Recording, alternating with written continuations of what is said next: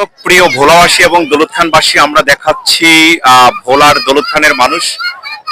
আজকে হচ্ছে ঈদের দ্বিতীয় দিন, ঈদ উল ফিতরের ট্রলারে করে হচ্ছে তারা বিনোদন করছে। আমরা পিছনে অনেকগুলো ট্রলার দেখতে পাচ্ছি।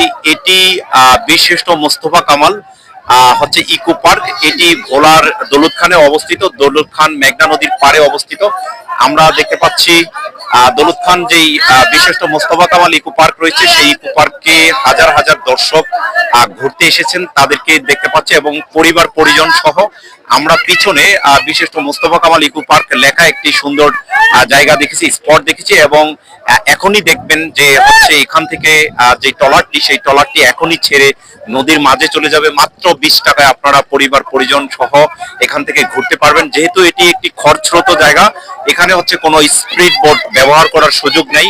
আর সেজন্য হচ্ছে এখানে যে ফিশিং বোট গুলো আছে, প্রায় 10টির মতো ফিশিং বোট রয়েছে। সেই ফিশিং বোটের মাধ্যমে এখানে মানুষদেরকে ঘোরার জন্য হচ্ছে সেই ব্যবস্থা করে থাকে এবং মাত্র 20 টাকায় আপনারা এখান থেকে ঘুরতে পারবেন। আসলে এটির বিশেষত্ব হচ্ছে ইকো পার্কটি হচ্ছে ভোলার এই দৌলত খান উপজেলা। ভোলার যেহেতু 3 পাশে নদী, এক পাশে সাগর, যাতে হচ্ছে নদী যাতে না ভাঙা হয়, সেই ভাঙন রোধে 2022 সালে এখানের স্থানীয় সাবেক এমপি আলী আজম মুকুল বা জননেত্রী শেখ হাসিনা, সাবেক যে প্রধানমন্ত্রী ছিলেন, তার উদ্যোগে এখানে নদী ভাঙন রোধে এই কাজটি করেছেন।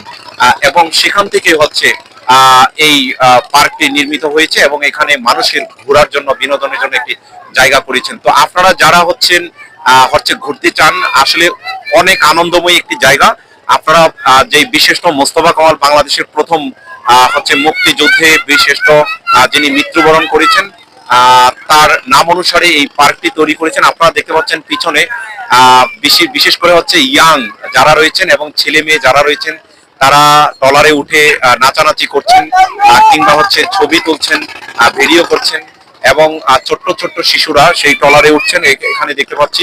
আমরা বলবো ভোলা প্রশাসক যারা রয়েছেন, দৌলত খান উপজেলার প্রশাসক যারা রয়েছেন, এখানে টুরিস্ট পুলিশ রেখে এবং হচ্ছে ফায়ার সার্ভিস সহ এবং ডুবুরি সহ বিভিন্ন ব্যবস্থা রেখে হচ্ছে যদি এই পার্কটি হচ্ছে পরিচালনা করা হয়, তাহলে হয়তো এখানে কোনো দুর্ঘটনা না ঘটবে। আর না হলে এখানে কোনো দুর্ঘটনা ঘটলে দেখা যাবে যে সেটির অনেক বড় একটি দুর্ঘটনা ঘটে যেতে পারে। তো আপনারা যারা হচ্ছে ঘুরতে চান, তারা দৌলত খানের বিশিষ্ট মোস্তফা কামাল ইকো পার্কে আসতে পারেন এবং হচ্ছে যারা দেশে এবং প্রবাসে রয়েছেন, তাদের ছেলে সন্তানকে এভাবে ট্রলারের মাধ্যমে ঘোরার জন্য এবং সামান্য কিছু আনন্দের জন্য তারা ঘুরতে দেখতে পারবেন। এবং হচ্ছে আপনারা যারা আমাদের ফেসবুক পেজ, ইউটিউবে রয়েছেন, তারা লাইক, শেয়ার, কমেন্টস করবেন। আসলে